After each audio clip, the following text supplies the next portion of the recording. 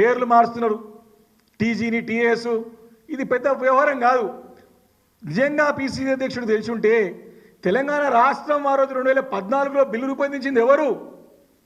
Telangana bill parliament ప్రవేశపెట్టింది ఎవరు? Congress party కాదా?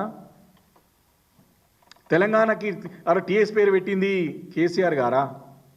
నిజంగా కొంచెం కామన్ సెన్స్ ఉండాలి. ఏదో టీజీ పేరు పెట్టుకున్నాం కదా, ఎస్ సెంటిమెంట్ ఉన్నది, టీజీ ఓకే, కానీ టీఎస్ అని పేరు పెట్టింది ఆ రోజు ఉన్నటువంటి నాయకుడు దివంగత ప్రణబ్ ముఖర్జీ గారు. తెలంగాణ బిల్లులో టీజీ కాదు టీఎస్ అని పెట్టాలని చెప్పి సూచించి పెట్టించిన వ్యక్తి ప్రణబ్ ముఖర్జీ గారు. వారి మాట తీయకుండా, ఎందుకంటే పెద్దలు తెలంగాణ రాష్ట్ర ఉద్యమం సాకారం కావడంలో వారు సహకరించారు కాబట్టి ఆ రోజు మా నాయకుడు వారి మాట తీయకుండా ఆ బిల్లుని కాంగ్రెస్ పార్టీ ప్రవేశపెట్టింది, టీఆర్ఎస్ పార్టీ ప్రవేశపెట్టింది కాదు ఆ రోజు. కాబట్టి దీని గురించి జ్ఞానము తెలుసుకోవాలి. ఇప్పటికే రేవంత్ రెడ్డి గారు ఉచ్చులో కాంగ్రెస్ పార్టీ నాయకులంతా పడుతూ ఉన్నారు. ఆయన ఉచ్చులో పడొద్దు, ఆయన మాయలో పడొద్దు, ఆయన మాయమాటలు చెప్పి ఏదో దాడి వేసే ప్రయత్నం చేస్తాడో. కానీ ఈ విషయాలు పేర్లు మార్చడం కాదు, ప్రజలకు ఏం చేస్తున్నారో మీరు చెప్పాల్సిన అవసరం ఉంది. తొందరగా మనం చేస్తూ ఉన్నాం. ఈ రకంగా తెలంగాణ రాష్ట్రంలో రేవంత్ రెడ్డి గారి యొక్క నాయకత్వంలో అరాచక పాలన జరుగుతూ ఉంది. పూటకో మాట ఎందుకు చెప్తా ఉన్నానంటే, మాట మార్చే ధోరణిలో ఈరోజు ప్రభుత్వం పనిచేస్తూ ఉంది.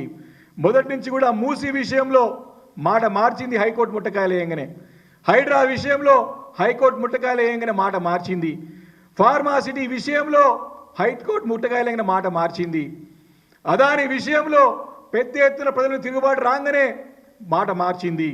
ఈరోజు లగచర్లలో ప్రజల నుంచి ఉద్యమం నిర్మితం కాగానే మాట మార్చినటువంటి ముఖ్యమంత్రి రేవంత్ రెడ్డి గారు.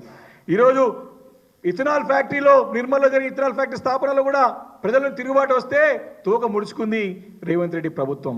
కాళేశ్వరం నీళ్ళు 1,00,000 కోట్లు వేస్ట్ అయిపోయినాయి, అంతా కూడా కుప్ప కూలిపోయిందని చెప్పి కాళేశ్వరంలో భాగమైనటువంటి మలన సాగర్, రంగనాయక సాగర్, ఈరోజు కుండపోచమ్మ నుంచి కూడా నీళ్లు వాడుతున్న మాట వాస్తవం కాదా అని చెప్పేసి నేను ఈరోజు పిసిసి అధ్యక్షుడిని ప్రశ్నిస్తూ ఉన్నాను. ఈ రకంగా ఒకటి కాదు రెండు కాదు, గురుకుల పాఠశాల విషయంలో కూడా మాట మార్చిన మాట వాస్తవం కాదా అని చెప్పి ప్రశ్నిస్తూ ఉన్నాం. సమానం చెప్పాలి.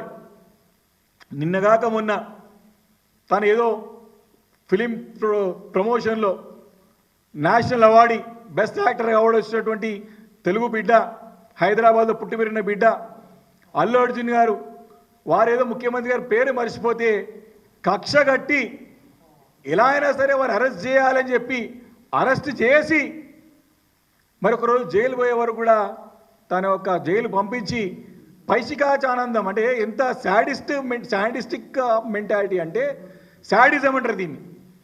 శాడిస్ట్ ముఖ్యమంత్రి ఈరోజు ఉన్నాడంటే బాధపడాల్సిన విషయం ఈరోజు.